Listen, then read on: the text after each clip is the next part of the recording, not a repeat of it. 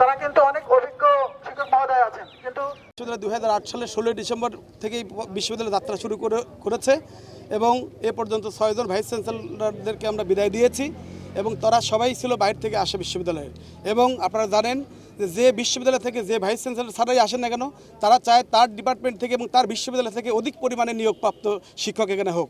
সেই দিক থেকে আমাদের বিশ্ববিদ্যালয় থেকে কিন্তু এ পর্যন্ত আমাদের অনেক মেধাবী স্টুডেন্ট এখান থেকে বের হয়ে আমেরিকা, ইংল্যান্ড, কানাডা, অস্ট্রেলিয়া বিভিন্ন বিশ্ববিদ্যালয়ে কিন্তু তারা শিক্ষকতা করছে, কিন্তু আমাদের বিশ্ববিদ্যালয়ে কিন্তু তারা শিক্ষক হতে পারেনি, কারণ আমাদের বিশ্ববিদ্যালয় থেকে এ পর্যন্ত কোনো মাননীয় ভাইস চ্যান্সেলর নিযুক্ত হয়নি। যদি এখান থেকে ভাইস চ্যান্সেলর নিযুক্ত হতো, অবশ্যই এই সকল ছাত্রদেরকে ব্রেন যেটাকে আমরা বলি সেটা হতে পারতো না, আমাদের বিশ্ববিদ্যালয়ে তারা কিন্তু সেবা দিতে পারতো।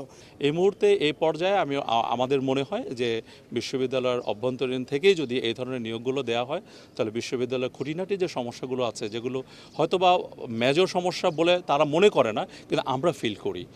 এই মাসেরই গত 15 তারিখ থেকে আমাদের বিশ্ববিদ্যালয়ের ভিসি নাই, ভাইস চ্যান্সেলর মহোদয় নেই, উনি 15 তারিখে রিজাইন দিয়েছেন।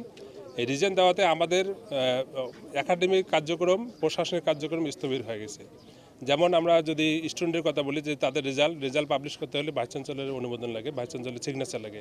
একটা সার্টিফিকেট যদি তুলতে হয় সেখানে তার সিগনেচার লাগে। আমাদের যে অফিসার, কর্মকর্তা, কর্মচারী, শিক্ষক সবার যাদের বেতন দিতে হচ্ছে, সেই বেতন আজকে 29 তারিখ আপনারা জানেন, 29 থেকে 30 তারিখের মধ্যে আমরা বেতন পে করি, কিন্তু সেই বেতনটা আমরা দিতে পারতেছি না ভাইস চ্যান্সেলর না থাকার কারণে।